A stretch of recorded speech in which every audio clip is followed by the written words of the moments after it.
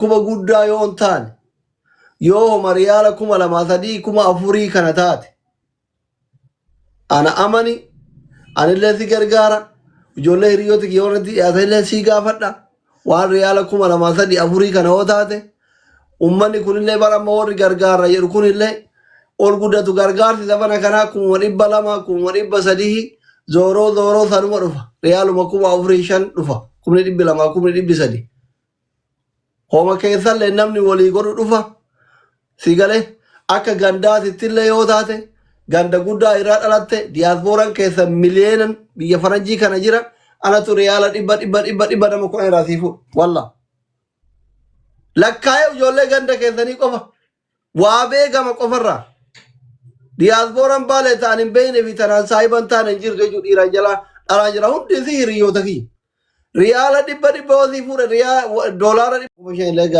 arginu 6,000 arginu kaashii gargaarsine malee wannoo miti duubee qaata nama gargaarsisuu dhiisanii yoo 100 takkas argine 200 argine kaashii gargaara warri gargaaru kaashii gargaara rakkoo miti kasanii keessuun barama kee amma kaatee amma madooftee irra haasofte suni waan birrii miliyeena 3 miliyeena 4 ta'ee fi warra 50,000 100,000 jaalattoonni keellee baay'inaan ijoollee Dubaayii warri Dubaayii kun shaarki dhabeeta yuunaaw shaark albee qara lamaati ol seenee tumaan Suudaanii barate 100,000 jedhee achi mil qarisiiti yoo fedhe feekisitti erga kaa'isaa akkasii miti amma the shark people jedhama warri keessoo warri Dubaayii gara laafa nuun dhagayini akkasitti keessa kaayanii inshallah rabbiidhaan nama sirraa akka faluusillee yaalessa kiyya maaliif na arrasite mana baratee na arrasite yaani keessa natti bane dhageenne Ilyas faanu bira jira akkanuma suura isin viidiyoo waraabdan deengaddaa muzeenaa wajjin haadha footoo wajjin sanfinneeti isumarraa haasawaa turre malee jaarsi galgalaan jaalalle dubartiin jala miidhaa jiraa jennee yaani hin jiru goone malee arrabaa miti yaada kennan ani doktor sitti osoo ati dhuftee albeenna waraante yaada kennan namni sanuma Maftachu no yaada kennechuun sirrii rakkoo qabu sun yaada namni sanuma waan bajootiin ijatee si biraan gayaa ani wallahi waan bajootiin sin kaasu amanen ani waan bajootiin sin kaasu ammallee miidhaa keetiif hin kaadhu yeroo waa kaadhu okay amma akkana goona carraa roobsanii kennina roobsanii kiyya ani waan hiriyoota kiyya baay'ee irra gahe waan beekuuf namoota hin jaaladhu baay'ee irra gahe waan beekuufi anammaa gafere yoo rakkadhe anuuyyuu saniif hin himadhu jechuudha. Hin himannellee jechuudha.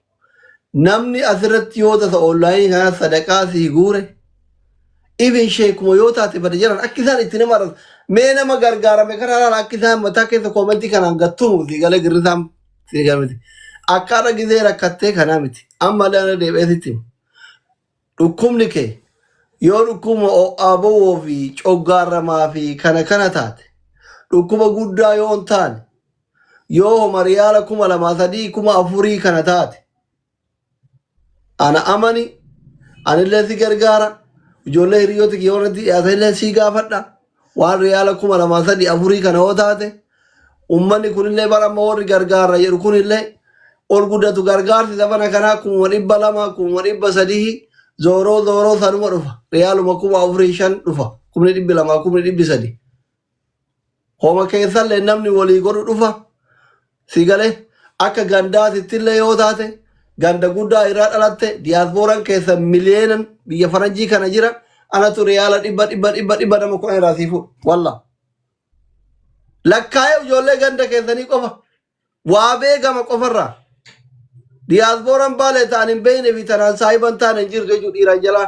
dhalaan jira hundi si hiriyoota kiyya riyaala 100 hoosii fuudhe doolaara 100 hoosii fuudhe doolaarri 2,000 3,000 argannaan waan boru fayyitu jettee ijoollee sin geenne dura dhaabbattee asirra sadaqaa si kadhachuurra akka oromootti yoo si gargaaruu baate illee birriin diyaaspooraan ganda keessaniitu namni 10 yoo 100 si erga hin fayyita obboleessa kiyya yoo dhukkuba salphaa taate dhukkuba humnaa olii ka ta'uu baatu taate ilma ganaa lafaa ol guddatu ka waa hedduu eeggatu ija namaa keessa jirta nama viidiyoon isaa vaariyaalii bahu nama yoo haasofte haasofni kee bareedu nama yoo nama arrabsite arrabni kee bareedu ammallee sadaqaa asirraa kadhachuun namaa gannamu gotin anuyyuu kawaata ka geemii tujjaarri hundi taphatuu fi asumarratti rakkataan dhufee natti himatuuf meeqa kamtu as jala hoolaan waan nyaatee buluun qabne kadhattu naan jedha. Bar waa takka guyya tokko jaartiin natti dhukkubsateen kadhanne ilmoon natti dhukkubsateen kadhanne haati xiyyaayyuu dawaa asirraa dhabdeetiin qabritti galte dhufeen kadhanne. Abbaafaati kiyya guyyaa tokko abbaan kiyya amaliyyaa ta'e maadarii nama wajjin mana yaalaa geessu dhabee hin kadhanne wallaahi liqqeeffadheetiin yaale malee. Wallaahi waggaa sadi dura jechuun waggaa afur dura wallaahi ka rabbiin na shaahida abbaa kiyya amaliyyaa godhanitti maadarillee dhukkubsattee hin kadhanne dhufeen boonne jechuudha. Dheengadda gaafaati tiyya dhumarra amrii taatu manni dawaanuu Itoophiyaa keessaa dhabame hin kadhanne karaa qaaraa citiin dhageettii qabu fayyadamee sila haftaamiin ta'an yeroo san. Akkuma nama na jibbu qabu nama na jaalatu kumaatamaan qaba haadha tiyya dhukkubaa na gargaara waan tiyya dhabe yoo jedhe sila na gargaaran. Garuu yeroo san si gargaaranii ganama deebi'anii ittiin si arrabsan waan ta'eef yoo rabbi keessa dhufe uma xiqqoo waan harkaa qabuutti wannoo haa taatu yookaan illee duuti karaa kenna jeetuma rabbumaan sabbaree dhiise isilleen adawaallee nuti argine guyyaa biran taranii hin deemte jechuudha. Najja haddaan baanee moona dhufe as jala afaan badu likki isaa itti hima jechuudha. Namni mana kiraas irraa kafala jedhee doolaara 50 erga waan hin jirreef chiggiree lam. Ka piisnoo ka humnaan dhufe likki isaa fudhateetu maasii bilookiin taraa jechuudha. Mana banatee yoo booyaan hin dhaqu mana namaa wal argaa yoo malqiyaamadha jechuudha si galee miti. Ofirraa dhogguu dandeetta. Yoo wani namaa sirra hin jiraan. Yoo wani namaa sirra jiraate hoo as si harkisanii achi si harkisanii abba torbatti qabrii keessatti si arrabsan. So roobsaan carraasii kenna waan kanallee wal bira qabi yoo dhukkubaa namni 5 namni 10 keessa wal dubbisee furmaata sii godhuu danda'u taate noo forbide. Waan si dhukkubsitu beeka.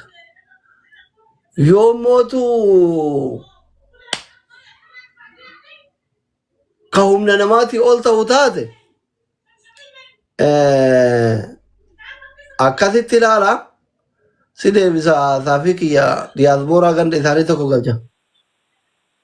Diyaasbooraa qabdu Awurooppaa kana jira nama 40,000 50,000 kennu bakka rakkoo kanatti eegasii birreessa gootan namaan jedha malee akkasii roobsaan carraan keessi dubbadhu.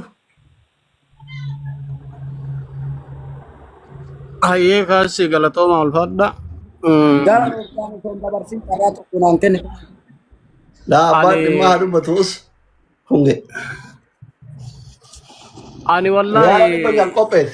Ati Real Bejan kopeti mironga di Bejan. Eishin.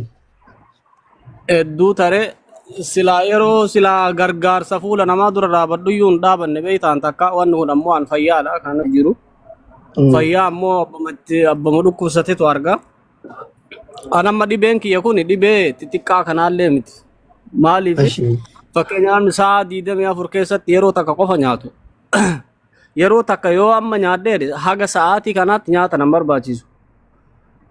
Na cufamee keessi kiyya kun na gubata na bobaa kun ammoo coggaarraallee miti sii galee dawaa ani fudhatiin hin jirullee dawaa habashaa ta'uu haakimarraa ta'uu anamma yoo mana yaalaa guddaa dhaqee akkasitti yaalame malee mana yaalaa xixiqqaa kanallee waan danda'amu miti. Manni yaalaa guddaa san ammoo dhaquudhaaf nama iqaamaa qabu wajjiin waltaateeti kadhayxu nama sanii waan kennitu jira. Manni yaalaa guddaa dhiisi xiqqaanu asitti wanni itti baasan ka anillee baasee beeka. Kanaaf ani har'a na gargaaranii ani fayyaan tiyyatun isaan sababa naa ta'anii yoo naa deebi'ee borunallee arrabsan rakkoon qabu miidiyaa ani fayyaan tiyya argadhee miidiyaa irraallee yoo dhiisi rakkoo takka hin qabu sii gale. Kanaaf malee osoo waan dhibee xixiqqaa akkana asitti yaalamuu danda'u hiriyoota tiyyayyuu dubbisee na gargaaranii waan silaa yaala argachuu danda'u taate anuu dhufee fuula miidiyaatti hin dubbadhu. Homa jabaatteetu beektaa fuula namaa nama dhaabaa nama keessa kiyya kana san edee wallaahi nama mana wajjin galutti ittiin himadhu. Rabbi siyaa fayyisu rabbi siyaa fayyisu.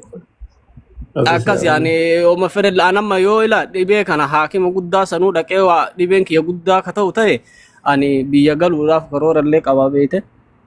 Yaani sababa kanaatti akkuma akkaawuntii qopheeffattee ka biyya?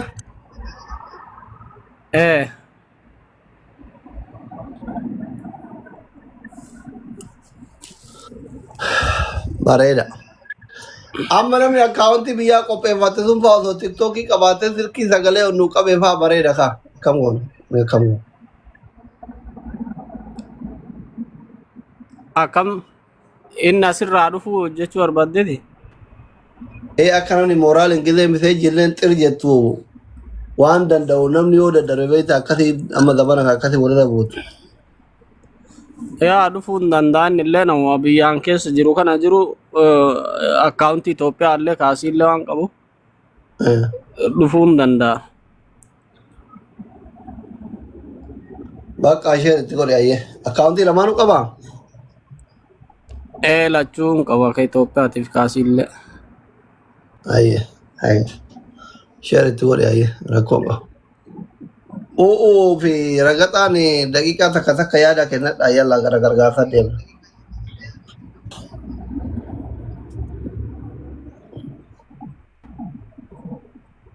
itti deemta moo itti deema situ duran tarkaanfa. Assalamu alaikum. Waalaikum salaam. Jirtu akka. Nawaamne mi?